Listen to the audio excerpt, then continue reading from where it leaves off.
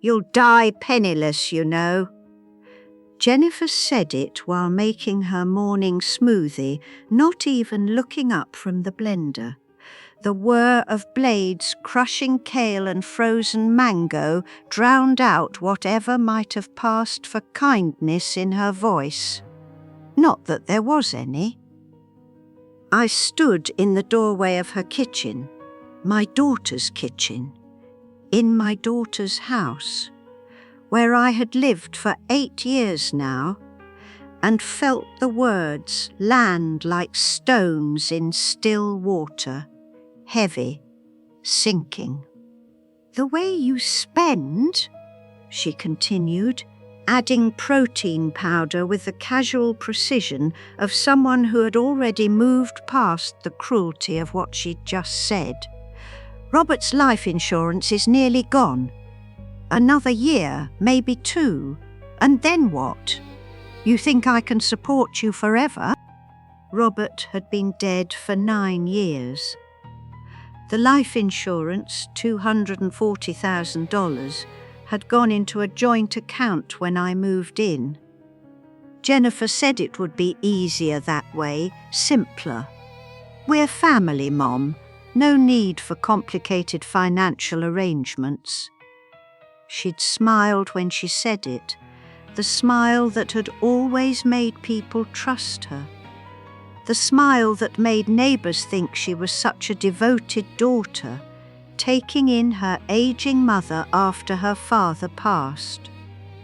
I wanted to say something.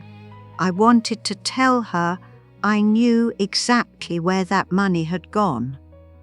The kitchen renovation with the imported Italian tile, the SUV with the cream leather interior, the private tennis lessons for Chloe, my granddaughter, who was now 16 and barely looked at me when she came home from school. The vacation to Turks and Caicos last winter, the one I wasn't invited on because the resort isn't really set up for older people, Mum, all those stairs. But I didn't say anything. I had stopped saying things a long time ago. "I'm going to lie down for a bit," I said instead. Jennifer waved a hand without turning, her attention already on her phone, scrolling through something that made her mouth tighten, probably checking her accounts, probably wondering why her newest purchase, those ridiculous throw pillows that cost $200 each, hadn't been delivered yet. I walked slowly down the hallway to my room. It used to be the den.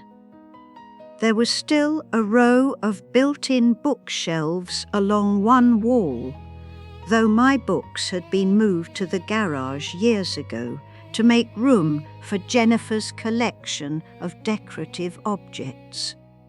Crystal bowls that served no purpose, art books she never opened, a ceramic sculpture of a woman's torso that I found vaguely obscene.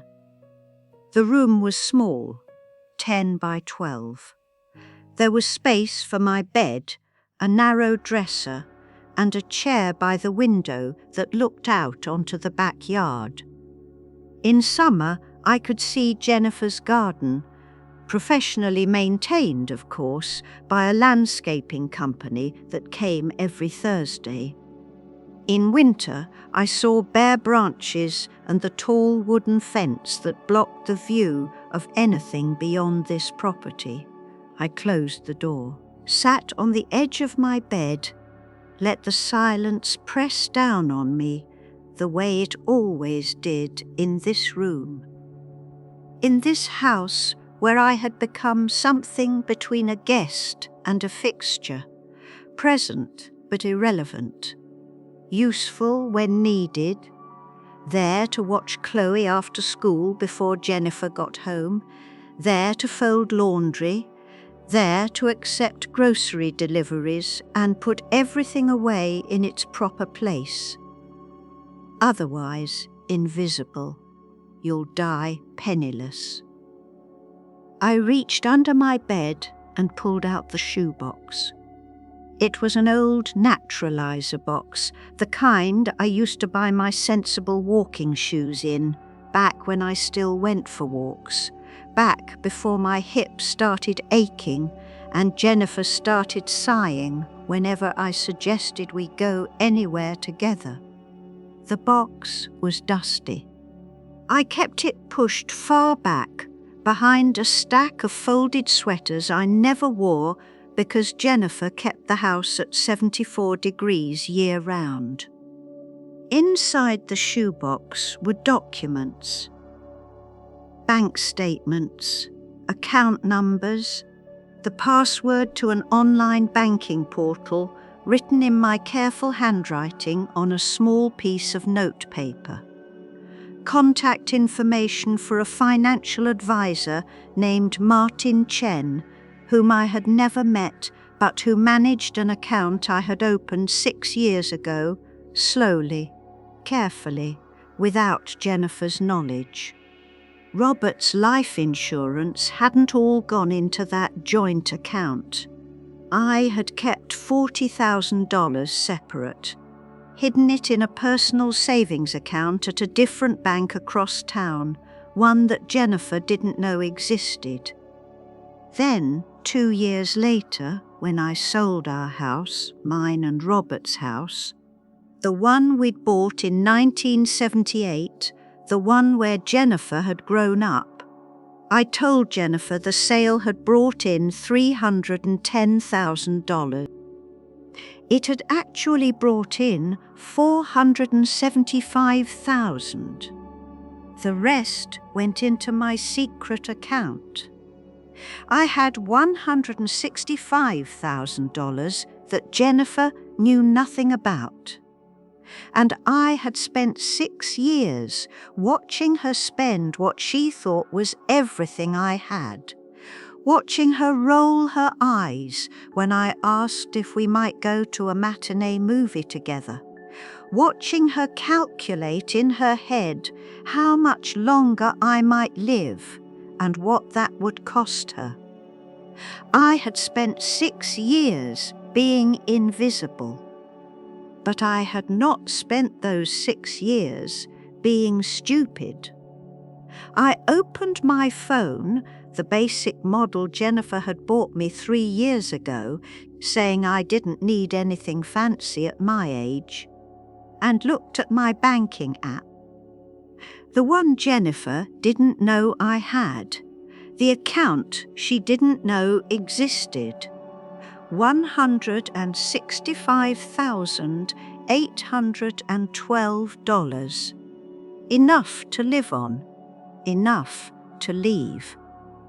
I put the shoebox back under the bed and lay down, staring at the ceiling, at the water stain in the corner that Jennifer said she'd have repaired but never did because, really, who was going to see it? Just me.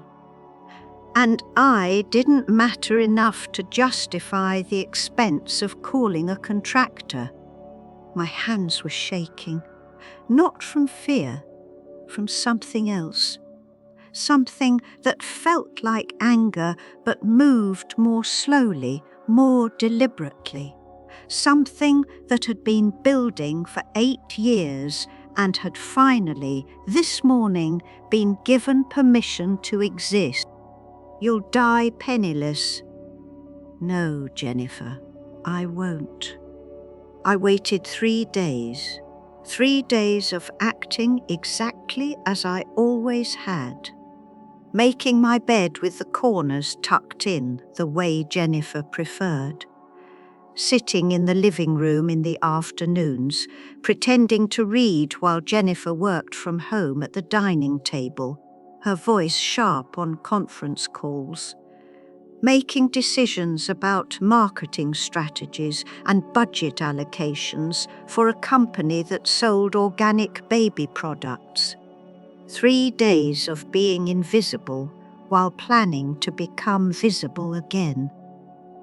On Thursday morning, Jennifer left for a client meeting downtown. I heard her heels clicking down the hallway, heard her call back, "Mum, the dry cleaning needs to be picked up by 4, don't forget." Heard the garage door open and close, heard her car back out and disappear down the street. I was already dressed. I had made the appointment 2 weeks ago, before Jennifer made her smoothie comment, before she gave me permission to finally stop pretending I didn't see what was happening. Martin Chen's office was in a building near the lake, one of those modern glass towers that Jennifer would have approved of.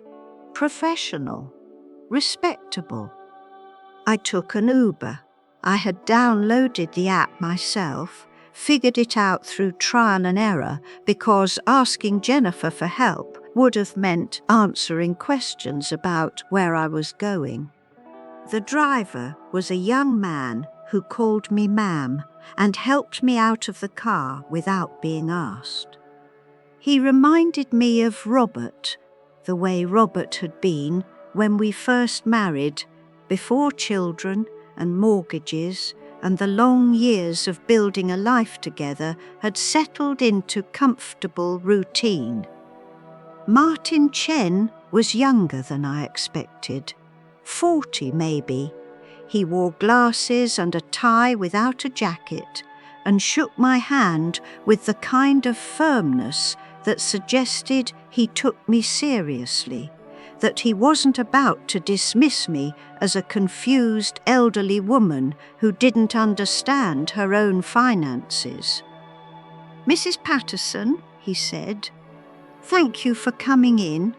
I reviewed the materials you sent over. You have a substantial portfolio for someone in your situation." My situation. He meant for someone living with family, someone who appeared to have no independent means, someone whose daughter probably assumed was entirely dependent. "I want to set up a trust," I said, "an irrevocable trust." He nodded. Didn't ask why, didn't question whether I understood what I was asking for. He simply opened a folder and pulled out a document, a template with blank spaces waiting to be filled in with specifics. With my specifics. "The beneficiary," he asked, "my granddaughter, Chloe Patterson, she's 16. And the terms? She receives nothing until she turns 25.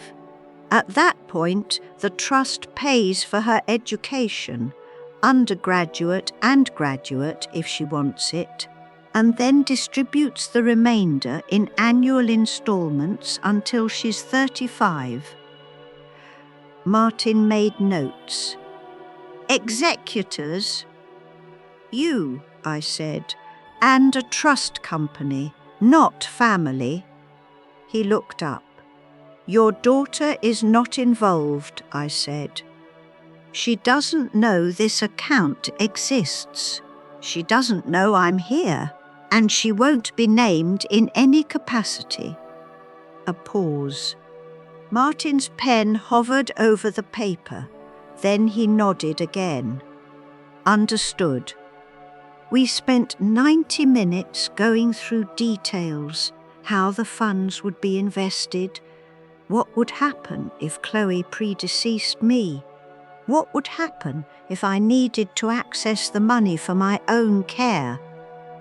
Martin suggested a provision allowing for that, and I agreed, though I had no intention of needing it.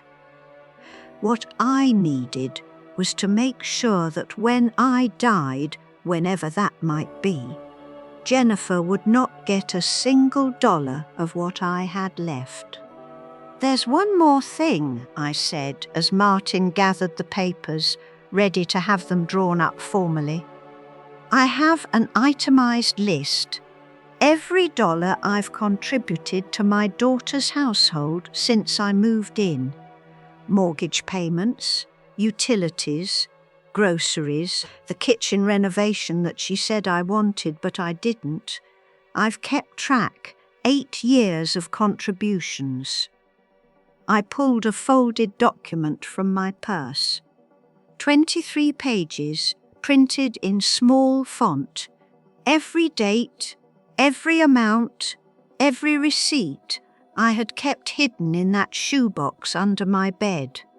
$200,000. Jennifer had spent $200,000 of what she thought was my money she believed would run out soon, leaving me with nothing and her with the burden of an aging mother she resented. I had spent 6 years being invisible. But I had not spent those 6 years being stupid. I opened my phone, the basic model Jennifer had bought me 3 years ago, saying I didn't need anything fancy at my age, and looked at my banking app, the one Jennifer didn't know I had, the account she didn't know existed, $165,812. Enough to live on, enough to leave. I put the shoebox back under the bed and lay down, staring at the ceiling. At the water stain in the corner that Jennifer said she'd have repaired but never did, because really who was going to see it? Just me. And I didn't matter enough to justify the expense of calling a contractor. My hands were shaking, not from fear, from something else, something that felt like anger but moved more slowly, more deliberately. Something that had been building for 8 years and had finally, this morning, been given permission to exist. You'll die penniless. No, Jennifer, I won't. I waited 3 days. 3 days of acting exactly as I always had, making my bed with the corners tucked in the way Jennifer preferred, sitting in the living room in the afternoons, pretending to read while Jennifer worked from home at the dining table. Her voice sharp on conference calls, making decisions about marketing strategies and budget allocations for a company that sold organic baby products. 3 days of being invisible while planning to become visible again. On Thursday morning, Jennifer left for a client meeting downtown. I heard her heels clicking down the hallway, heard her call back, "Mum, the dry cleaning needs to be picked up by 4, don't forget." Heard the garage door open and close, heard her car back out and disappear down the street. I was already dressed. I had made the appointment 2 weeks ago, before Jennifer made her smoothie comment, before she gave me permission to finally stop pretending I didn't see what was happening. Martin Chen's office was in a building near the lake. One of those modern glass towers that Jennifer would have approved of. Professional, respectable. I took an Uber. I had downloaded the app myself, figured it out through trial and error, because asking Jennifer for help would have meant answering questions about where I was going. The driver was a young man who called me ma'am and helped me out of the car without being asked. He reminded me of Robert, the way Robert had been when we first married, before children and mortgages and the long years of building a life together had settled into comfortable routine. Martin Chen was younger than I expected, 40 maybe. He wore glasses and a tie without a jacket and shook my hand with the kind of firmness that suggested he took me seriously, that he wasn't about to dismiss me as a confused elderly woman who didn't understand her own finances. "Mrs. Patterson," he said, "thank you for coming in. I reviewed the materials you sent over. You have a substantial portfolio for someone in your situation." My situation. He meant for someone living with family, someone who appeared to have no independent means, someone whose daughter probably assumed was entirely dependent. "I want to set up a trust," I said, "an irrevocable trust." He nodded, didn't ask why, didn't question whether I understood what I was asking for. He simply opened a folder and pulled out a document, a template with blank spaces waiting to be filled in with specifics. With my specific. "The beneficiary?" he asked. "My granddaughter, Chloe Patterson. She's 16. And the terms? She receives nothing until she turns 25. At that point, the trust pays for her education, undergraduate and graduate if she wants it, and then distributes the remainder in annual installments until she's 35. Martin made notes. "Executors, you," I said, "and a trust company, not family." He looked up. "Your daughter is not involved," I said. "She doesn't know this account exists. She doesn't know I'm here, and she won't be named in any capacity."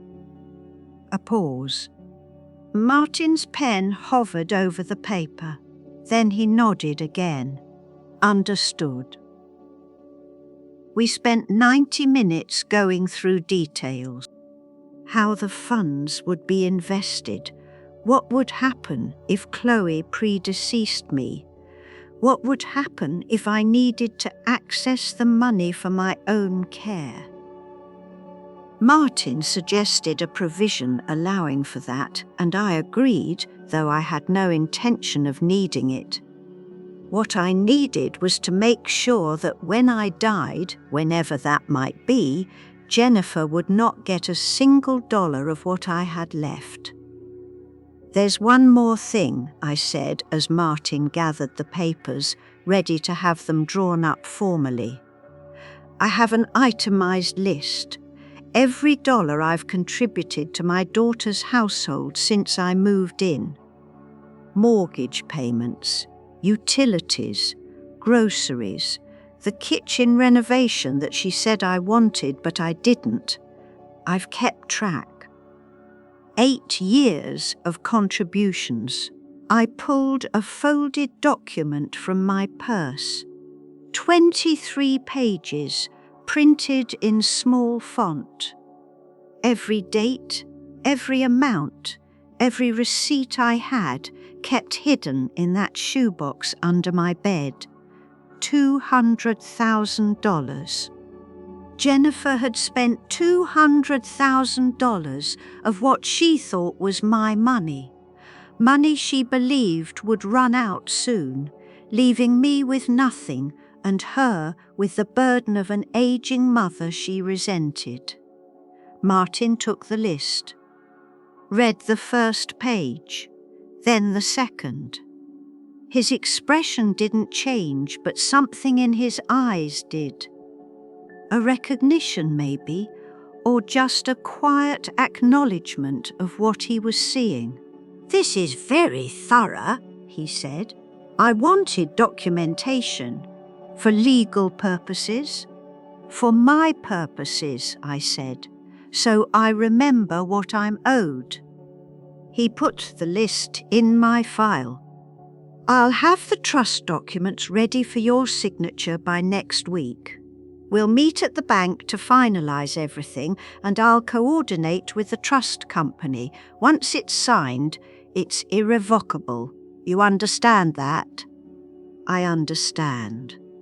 Your daughter can contest this after your death, but without being named as a beneficiary or executor, she has no legal standing to access the funds or change the terms.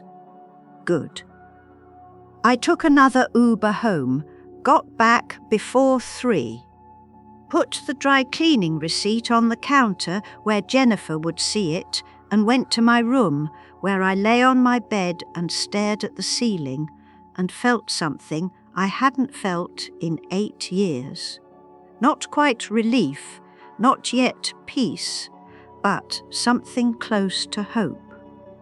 That night at dinner, Jennifer had made grilled salmon, brown rice, and roasted vegetables. The kind of meal that looked beautiful on her Instagram, but tasted like duty. I watched her talk about her day. A difficult client, an incompetent co-worker. The frustration of dealing with people who didn't understand quality. Her husband, David, nodded along, occasionally glancing at his phone under the table. Chloe sat across from me, picking at her food. She'd been quieter lately, retreating to her room immediately after meals, doing homework or scrolling through her phone or whatever it was 16-year-olds did in the privacy of their bedrooms. She used to talk to me more when she was younger, used to ask me to read to her, to braid her hair, to make the sugar cookies Robert had loved. I wondered if she remembered those days. I wondered if she'd understand, someday, why I'd left her the money. Why I'd chosen her instead of her mother. Why I'd decided that whatever Jennifer had become, entitled, cold, calculating, didn't have to define the next generation. Mom, you're not eating, Jennifer said, glancing at my plate. I'm not very hungry. She sighed, the sigh that meant, you're being difficult again, you're making me worry. You're not taking care of yourself, and that's going to become my problem. You need to keep your strength up, she said. At your age, skipping meals isn't healthy. At my age. As if I were already halfway to the grave, as if my expiration date were stamped on my forehead, and she was simply counting down the days until she'd be free of me. I picked up my fork, ate a small piece of salmon. It was dry, overcooked. Jennifer had never learned to cook the way I had, the way my mother had taught me, with patience and attention and a willingness to adjust by taste rather than timer. Better, Jennifer said, satisfied, and returned to her monologue about her day. I finished my salmon in silence. Tomorrow I would go to the bank. The bank was downtown, a 30-minute drive from Jennifer's house. I took another Uber. I had dressed carefully that morning, my navy blue dress, the one I'd worn to Robert's nephew's wedding 5 years ago. Low heels that I could walk in without discomfort. A little lipstick, not too much, just enough to look like someone who made decisions, someone who deserved to be taken seriously. The branch manager's name was Patricia Reese. I had called ahead, explained what I needed. She met me in a small glass-walled office near the back of the bank, away from the noise of the teller stations and the customer service desk. "Mrs. Patterson," she said, gesturing to a chair, "you mentioned you wanted to discuss your joint accounts." "I want to close them," I said. "All of them. And I need to revoke the power of attorney I granted to my daughter 8 years ago." Patricia's expression remained professional, neutral. She pulled up my accounts on her computer screen. I could see her taking in the balances, the transaction history, the automatic payments flowing out each month to pay for Jennifer's life. "Your daughter is Jennifer Patterson Calloway?" "Yes." "And she currently has power of attorney for all financial decisions?" "She does. I'm revoking that authority today." Patricia nodded. "I'll need to verify your identity and have you sign several forms. Once the POA is revoked, your daughter will no longer have access to any of your accounts or the ability to make financial decisions on your behalf. You understand that?" "I understand. May I ask?" "This is a significant change. Are you certain?" "I'm certain," I said. "I want separate accounts. I want all automatic payments stopped. And I want my daughter removed as a joint account holder." Patricia paused. Then, "I need to be direct with you, Mrs. Patterson. Changes like this can sometimes be challenged. If your daughter believes you're not acting in your own best interest, or if she feels this decision is being made under duress." "I'm 78 years old," I said. "I'm in full possession of my faculties. I'm not being coerced or manipulated. I simply no longer wish to share financial control with my daughter." "Is that legal?" "Of course it's legal." "Then I'd like to proceed." It took 2 forms to sign. Identity verification. A notary brought in to witness the revocation of power of attorney. A new account opened in my name only. Transfer of funds from the joint account to my personal account. What was left of it, anyway. $18,000. That was all that remained of the $240,000 from Robert's insurance and the $310,000 Jennifer believed I'd received from the house sale. $18,000. She had spent $500,000 in 8 years.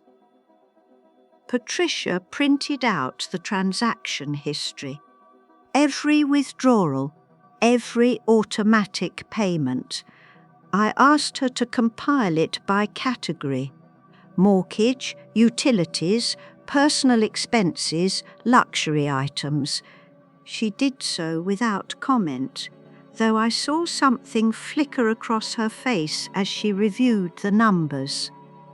Maybe sympathy, maybe just professional discomfort at witnessing the quiet dissolution of a family's financial trust. "The automatic payments will stop within 48 hours, Patricia said. "Your daughter may contact you when she notices." "She will," I said. "Do you have a safe place to store these documents?" I thought of the shoebox under my bed. "I do." Patricia handed me a folder. Inside were copies of everything: the revoked POA, the closed account statements, the categorized transaction history, proof, documentation. evidence of exactly what Jennifer had done and exactly what I was now undoing. "If you need anything else," Patricia said, "you can reach me directly." She handed me her business card. I took it. "Thank you."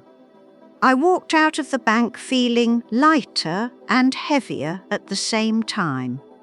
Lighter because I had done it. I had taken back control.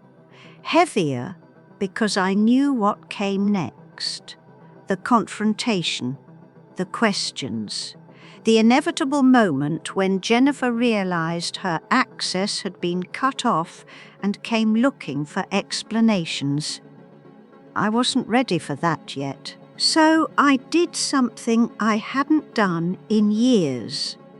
I walked 2 blocks to a small cafe I used to go to with Robert, back when we lived nearby, back when our lives were simpler and our daughter wasn't someone we had to protect ourselves from.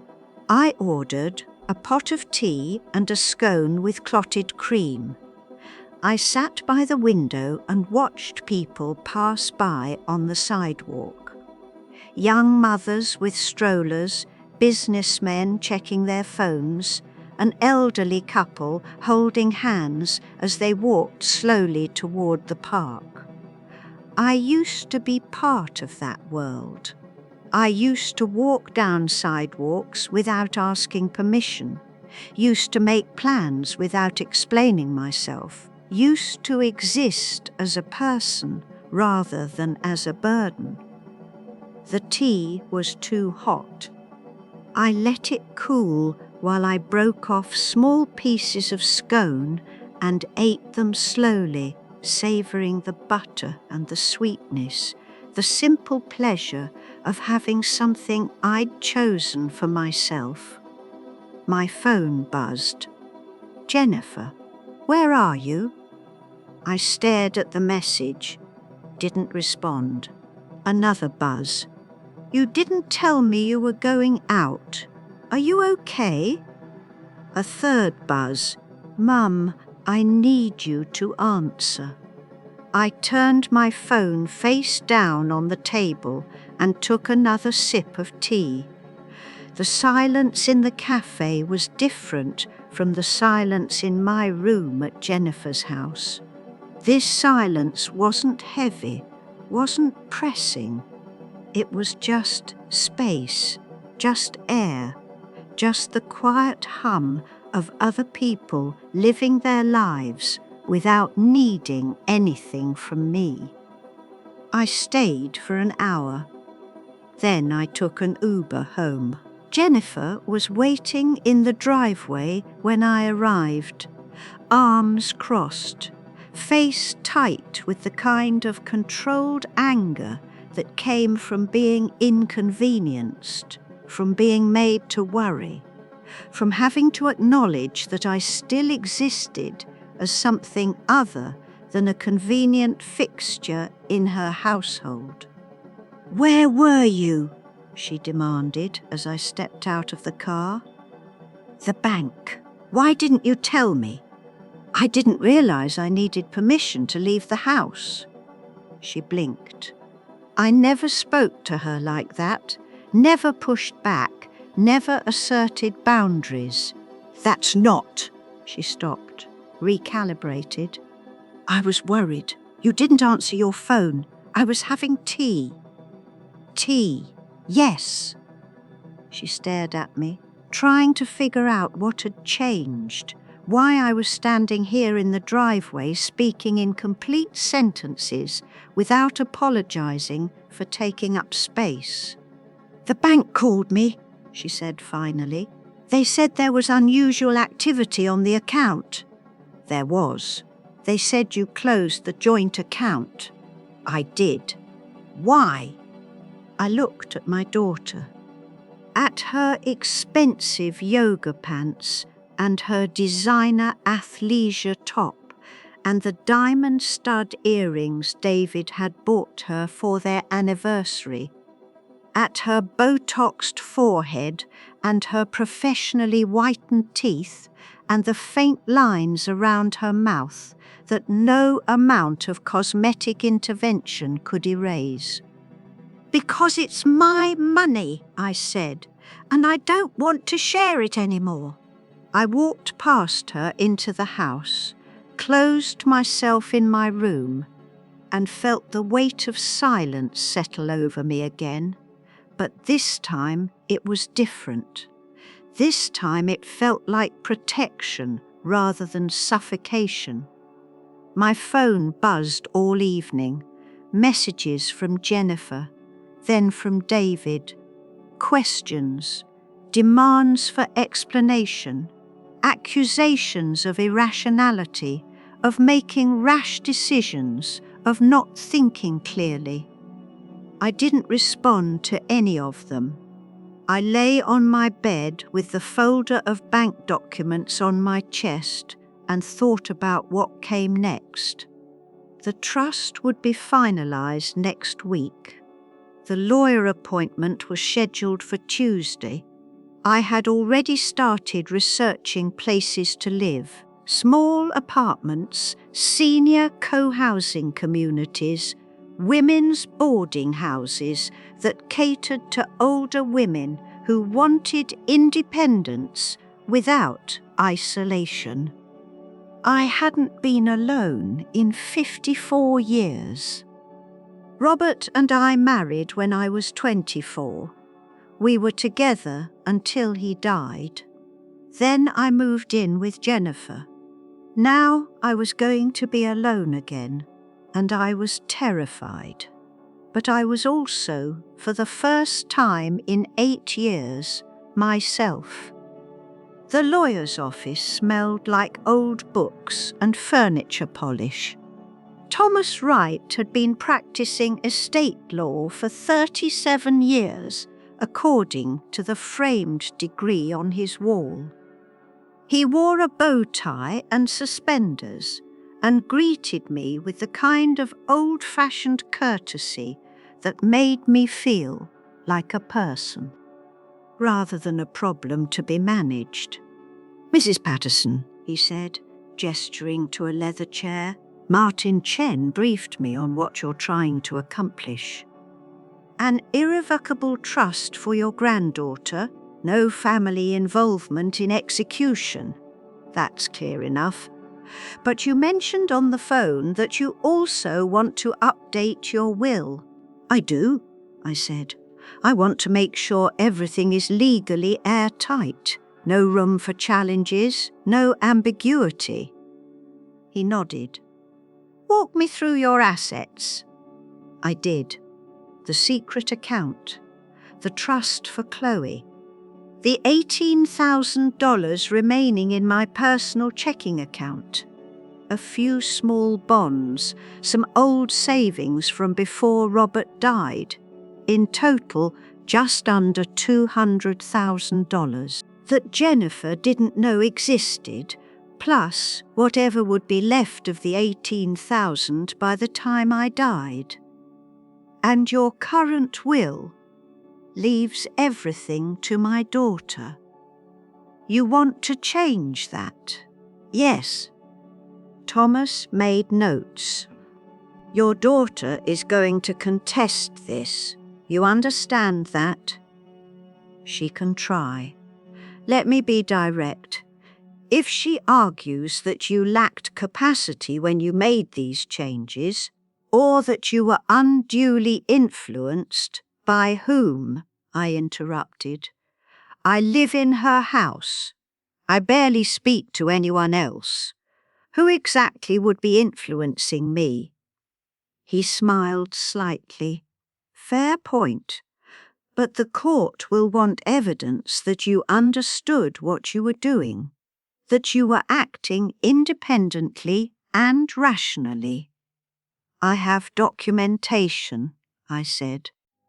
I pulled out the itemized list from my purse, the same one I'd shown Martin. 8 years of financial contributions to my daughter's household. I've tracked every dollar. I know exactly what she spent and exactly what I'm owed. Does that sound like someone who doesn't understand her own finances?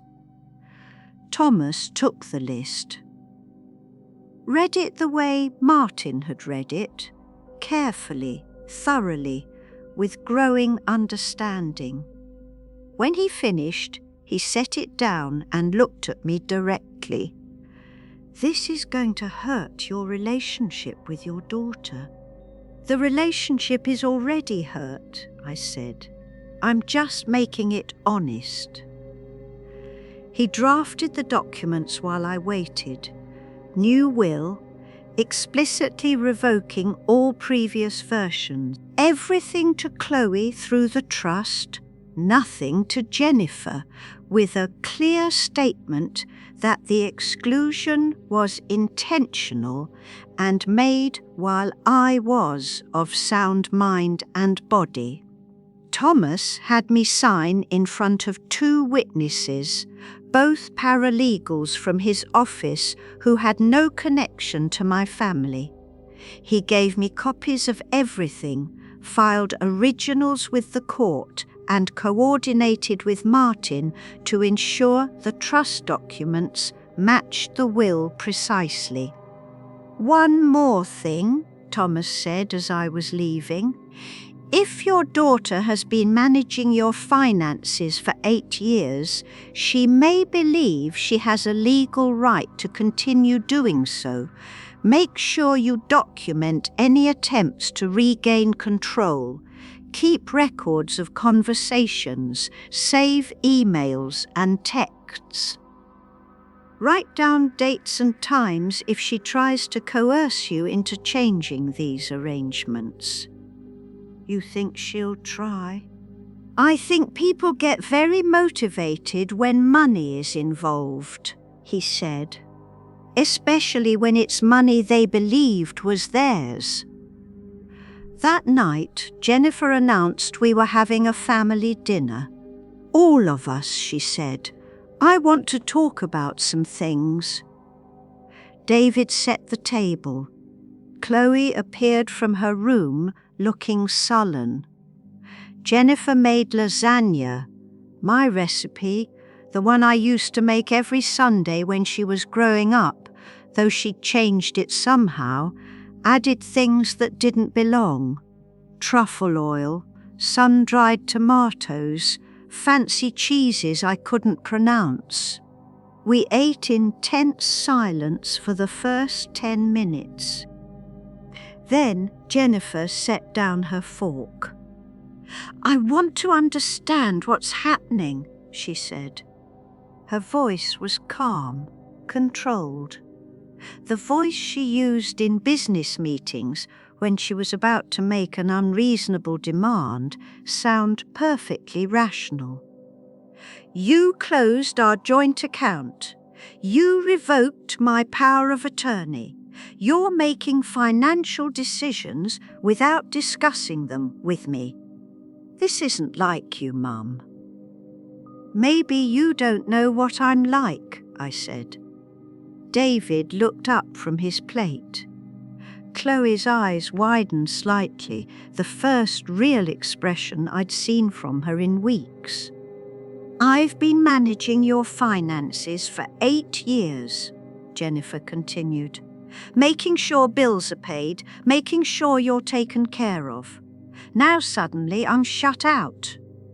You won't answer questions, you disappear for hours without explanation.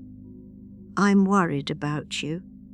You're worried about my money, I said. The words hung in the air. That's not fair, Jennifer said. Isn't it? I kept my voice level, measured. No anger, just clarity.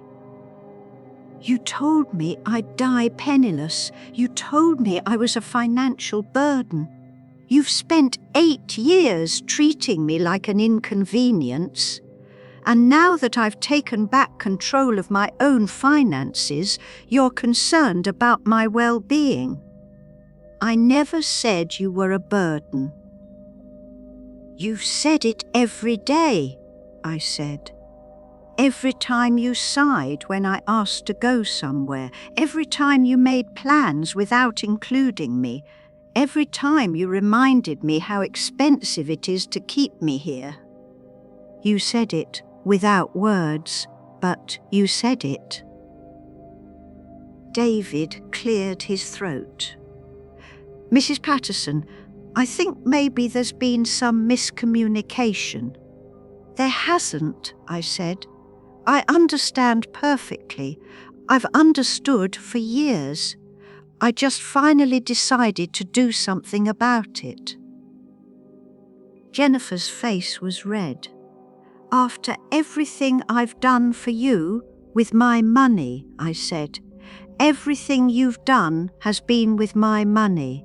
Your kitchen renovation, your car, Chloe's private school tuition, your vacations, all of it paid for with the money from your father's life insurance and the sale of our house. Money you told me was running out.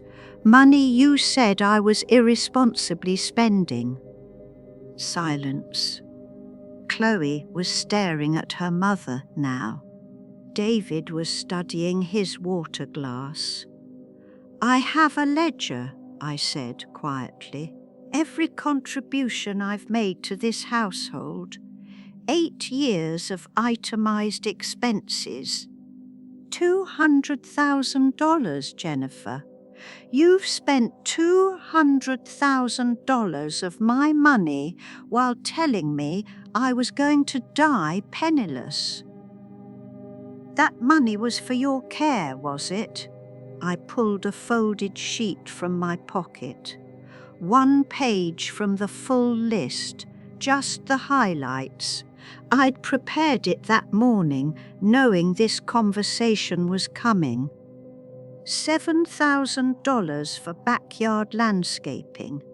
$15,000 for a vacation to Turks and Caicos that I wasn't invited on. $3,000 for throw pillows. $24,000 for a car I never ride in. Would you like me to continue? Jennifer snatched the paper from my hand. Read it. Her face went from red to pale. Where did you get this?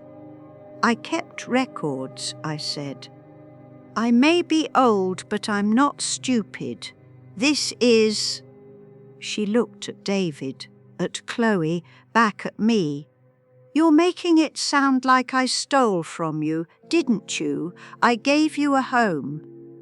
You gave me a room, I said. You gave me space to exist quietly while you spent my money and waited for me to die. I stood up. My hands were steady. My voice was calm. I'm leaving, I said. I'll be out by the end of the month. You can't, Jennifer started. I can, I said, and I will.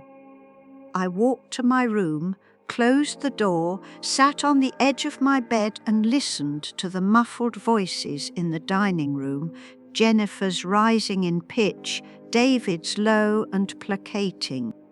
Chloe's cutting through occasionally with questions I couldn't quite hear.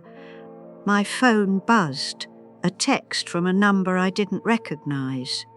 Gran, it's Chloe. Can we talk? I stared at the message, felt something loosen in my chest, something that had been tight for 8 years. Tomorrow, I wrote back. Coffee after school? Yes, she responded immediately. Please. I set the phone down.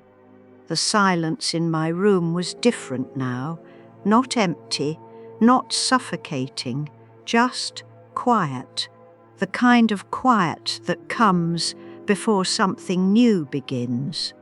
I met Chloe the next morning at a cafe near her school. She arrived early, already seated at a corner table when I walked in. She looked different somehow. Not physically, still the same long, dark hair, still wearing the oversized hoodie she practically lived in, but something in her eyes had changed. She looked awake, present. "Hi, Gran," she said. I hadn't heard her call me that in 3 years. "Hi, sweetheart." We ordered tea. Chloe wrapped her hands around her mug the way she used to when she was small, seeking warmth and comfort in the simple act of holding something hot. "Mum's freaking out," she said. "She's been on the phone all morning with lawyers. She thinks you're losing it." "Do you think I'm losing it?" Chloe looked at me directly. "No, I think you finally stopped letting her push you around." I felt tears prick at my eyes, but kept them back. "I'm leaving. I wanted you to know before it happens." "Where are you going?" "A women's boarding house near the lake. It's for older women who want independence but also community. Shared meals a few times a week, private rooms, common spaces. I visited it yesterday."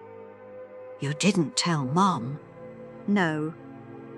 Chloe was quiet for a moment. Then, "I'm sorry for how she's treated you, for not saying anything." "You're 16. It wasn't your job to protect me." "Maybe not, but I should have been kinder." Her voice cracked slightly. "I should have talked to you more. I should have stopped," I said gently. "You're here now. That's what matters." She wiped her eyes. The trust. Mom found out about it somehow.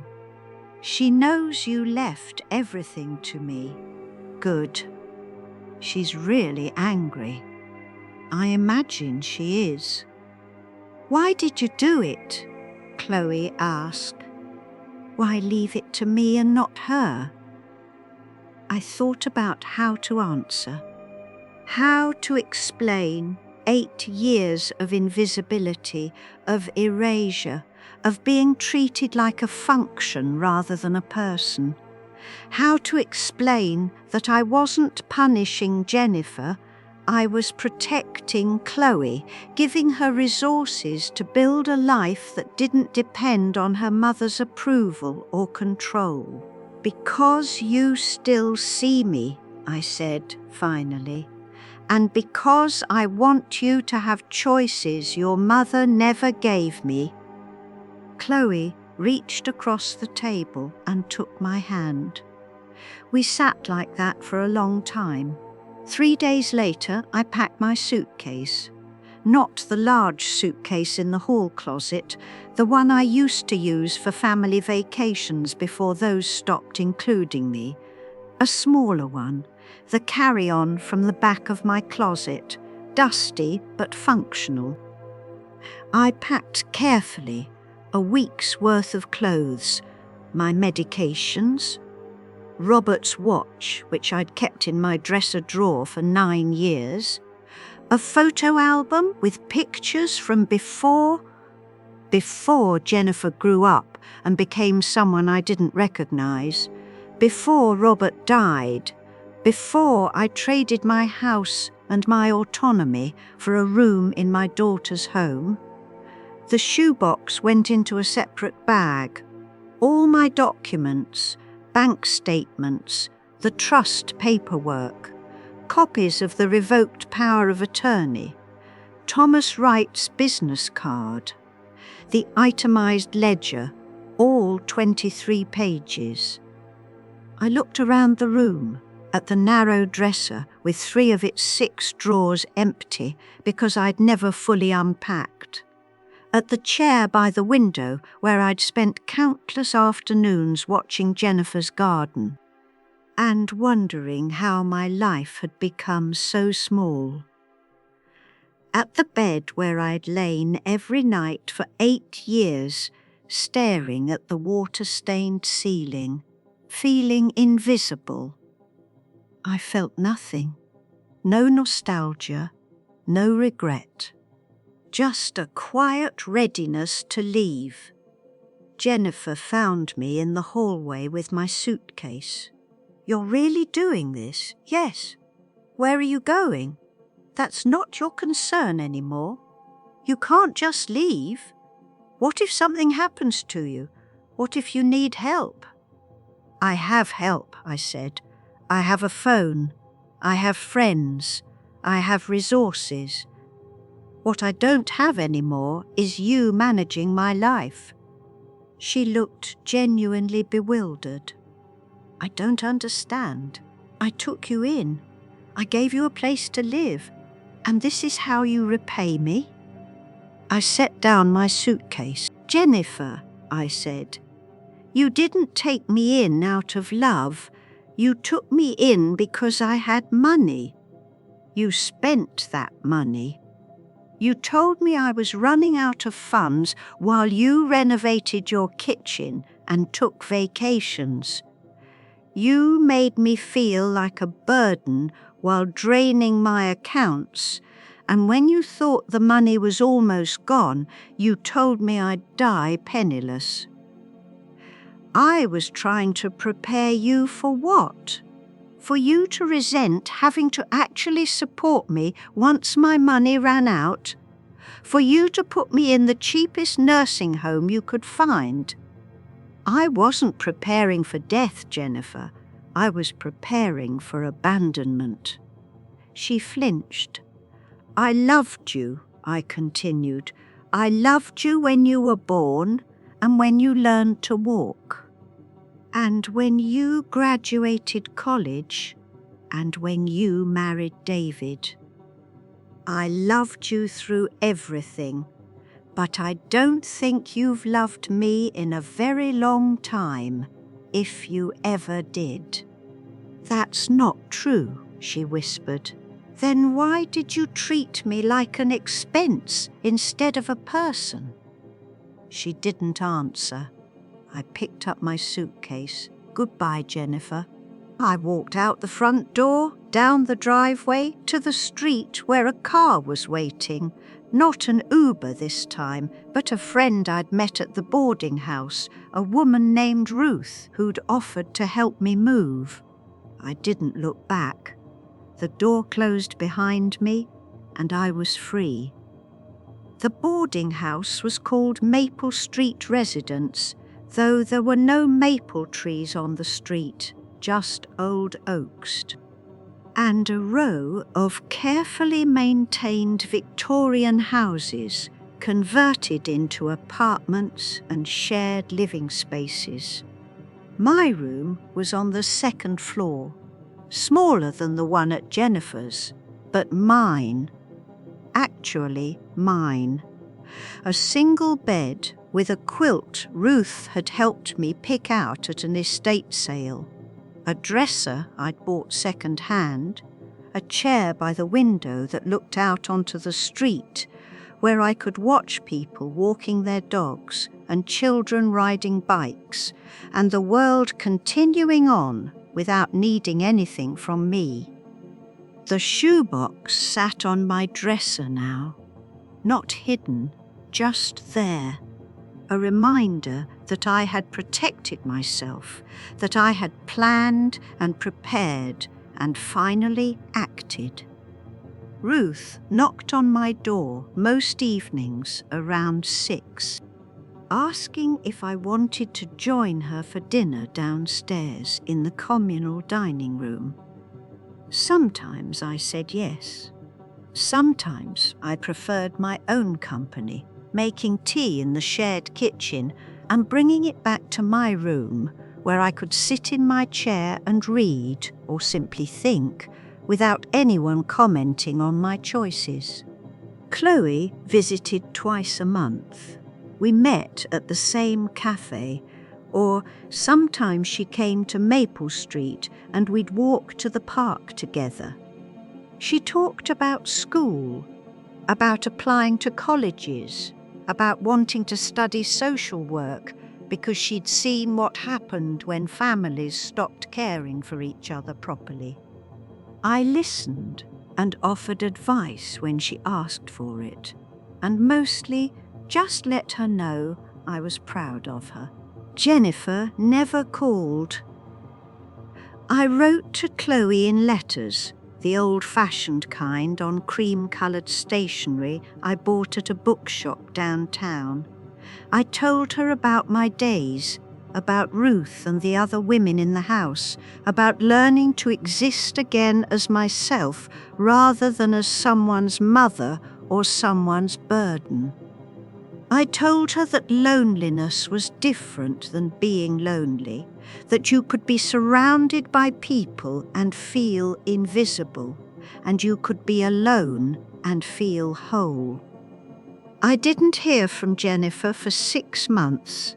Then a card arrived. No return address, but I recognized the handwriting. Inside was a single sentence. "I'm sorry I didn't see you." I put it in a drawer and didn't respond. Maybe someday I would. Maybe someday there would be something to say that didn't taste like ash and lost years. But not yet. Not yet. The silence in my room at Maple Street was different from any silence I'd known before. It wasn't heavy or suffocating or weighted with expectations I couldn't meet. It was just quiet. The kind of quiet that held space for my breathing, for my thoughts, for the sound of pages turning in a book or rain against the window. It was mine. If you're reading this and you recognize yourself, the one who always says yes, the one who shrinks to make room for others, the one who has become invisible in your own life, I want you to know something. Your silence isn't kindness. It's abandonment of yourself. Your no isn't selfishness. It's a reminder that you are a person, not a function. Not a convenience, not a resource to be drained until there's nothing left. You are allowed to take up space. You are allowed to protect yourself. You are allowed to leave. Even if you're 78. Even if you're tired. Even if you're afraid. Especially then. I sat in my chair by the window as evening light turned the street golden. The oak trees were budding. Spring was coming. Robert used to love spring, the way everything that seemed dead all winter turned out to just be sleeping, waiting for the right moment to come back to life. I was 78 years old, and I was just beginning.